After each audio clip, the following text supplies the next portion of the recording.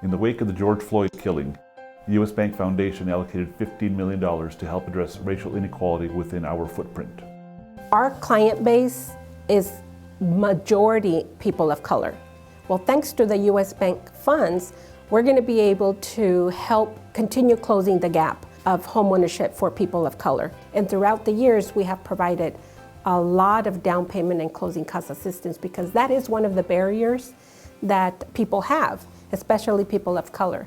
A family not only receives the home buyer preparation and the education and receives some down payment assistance, but there's a possibility that they could buy one of the homes that we are building. We know that the gap can be reduced and it starts with home ownership.